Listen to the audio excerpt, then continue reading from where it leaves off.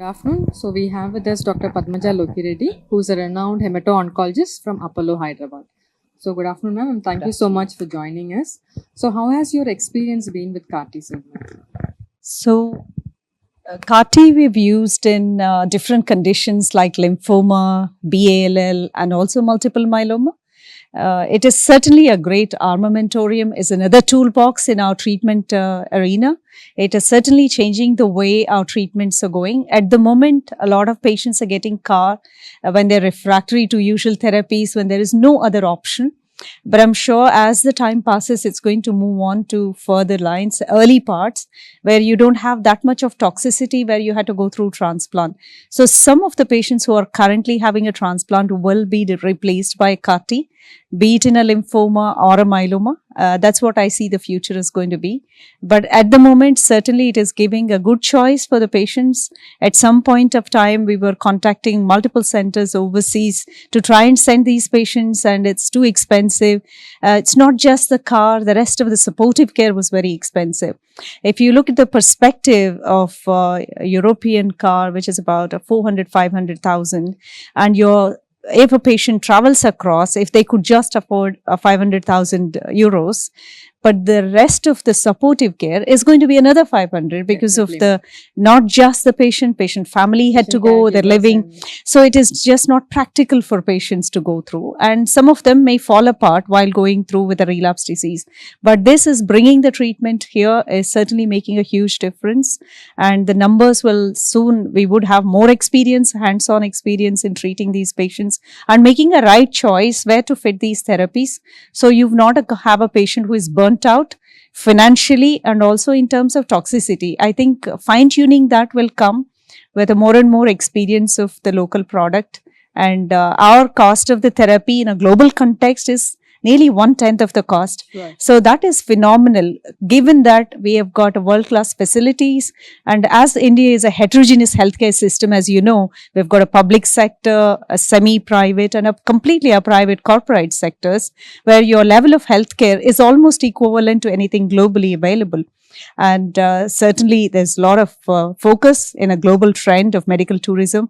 And this is going to improve the stand of India in the medical treatments and medical tourism, not just for our patients in India. It is going to certainly help a lot of other countries. Yes, Yeah. definitely, ma'am. So, and you have also worked in the UK for more than 10 years. Yeah. So now how do you think previously it was and now how India is reaching up to global standards, especially in research and bringing our very own CAR in India itself? So one point I always felt which was deficient in India, yes, level of care, what we were able to afford there, what we are delivering there, exactly the same treatments you are giving. But one thing is about research was quite behind.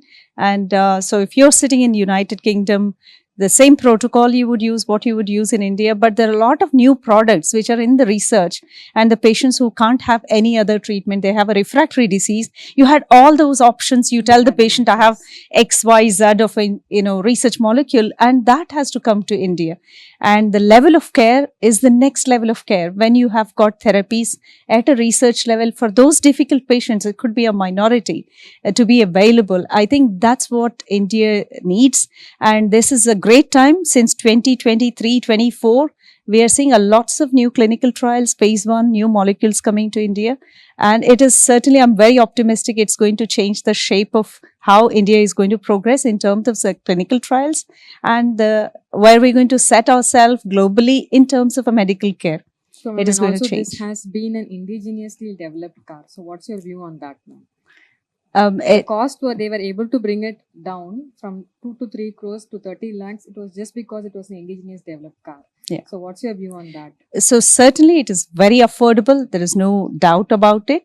And we've got early data. The efficacy is good. In India, when we are using CAR, we're using in a very bad patients. We're not using like how the Western trials are in the second line setting. Most of the patients are paying from their pocket commercially. So in those times, our patient group, when we are starting point, is a very bad at this stage. I'm sure as the time passes, the cost of therapy will come down and you will see a better results. Definitely. And but difficult to say whether it's efficacy wise, it's equivalent at this point in time. There is no head to head studies, but we have good evidence that it's working in many patients. And I'm sure the trial will look at the data and they'll tweak around and make things much better and better. The starting point, it's been developed here, and that's the first thing for you to step up for the next levels. Yes, definitely, ma'am. And what about the safety? Because when it's always a car, there is a concern for safety on the CRS or the icon. So, what has been your experience on the safety profile? So it's much easier to do the CAR T. It's not a great problem at all. When a consultant is doing allogenic stem cell transplant, this is not a risky thing at all. It has been quite safe, easy. You just have to learn the tricks of where and what to do about the CRS and icons. It's not a big problem at all. We can all deal with it. I'm sure all the consultants, if they've done one, they're very comfortable in doing the next one. I think this is starting that would really help them Yes. to go on further. Yes. But really, thank you so much for Thank joining you. on this CAR T summit. Thank you, everyone. Thank you.